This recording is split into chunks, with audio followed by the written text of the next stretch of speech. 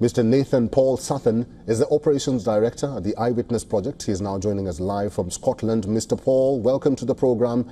There's a lot of speculation over what America is going to do next. US President Donald Trump is meeting his national security team in the White House in a short while from now. Some analysts say Trump appears to be engaging in a campaign of deception. Is this the right time for the United States to step into this war with Iran? It definitely isn't the right time for the US to step into this war. This war should not be happening.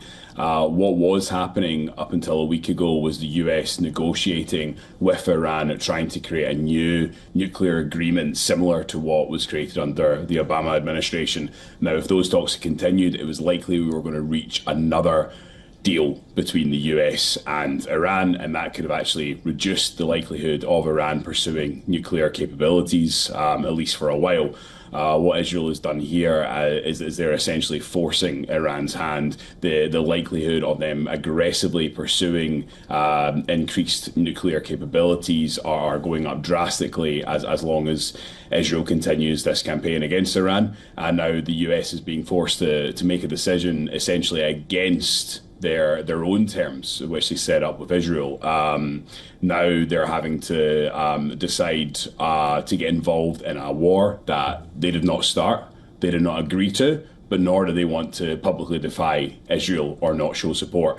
They've also got to decide, if they were able to enter into that war, what the likely outcome would be. Would Trump be able to get some kind of US victory over Iran? Would they be able to stop that nuclear capability from growing? Or would they just be putting their own military infrastructure in the wider Middle East region at greater risk? So Trump is being forced to decide what he wants to do here. And I honestly don't think he knows what the best strategic move is for the United States. Mr. Paul, Israel now insists that the war will not end without damaging Iran's Fordo facility. How crucial is the destruction of this facility, and can Israel really do it alone, or will they need the assistance of America? It's an incredibly crucial site. There's also other sites that are important to the nuclear capabilities of Iran, including Isfahan and Natanz. Fordo is by far the most critical site for Iran developing a nuclear weapon. The clear problem for Israel is, and it always has been, that this facility could be up to 90 meters between mountain, and Israel simply does not have the capability to strike a facility that deep into rock face.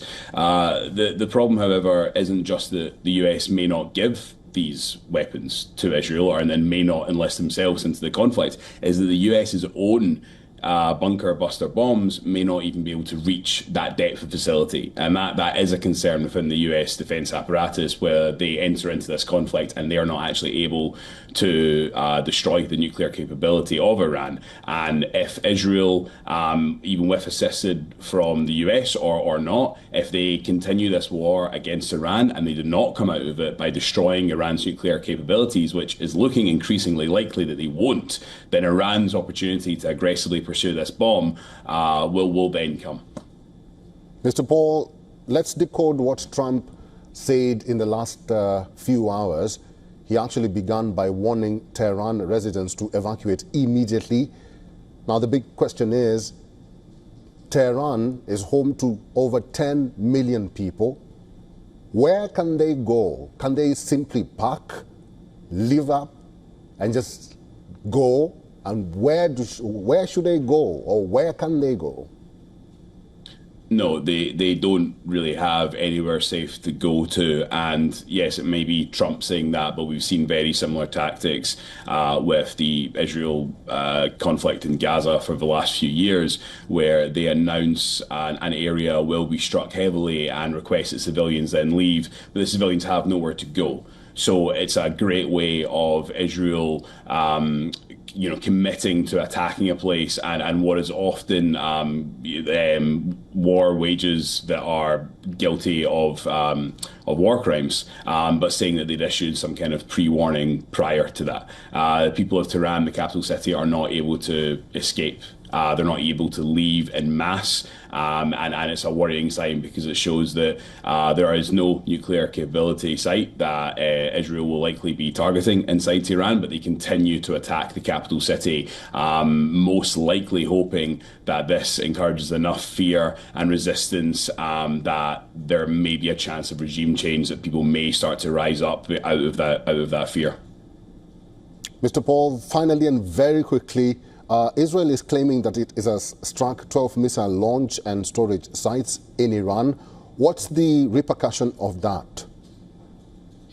The sites that Israel is attacking in Iran, like the main concern we have right now is not that it's actually going to reduce nuclear capability for Iran, but there could actually be a spread of nuclear contamination from radiation spreading. This could create an enormous humanitarian disaster. It's a similar risk that we've seen with the Russia-Ukraine war, and the risk is that Israel attempts to reduce a nuclear capability, but in actual fact what they do is they unleash a radiation disaster for all of the population of Iran and even possibly the surrounding countries. All right, Mr. Paul Sathan, good to see you. Thank you for talking to us today. Thank you.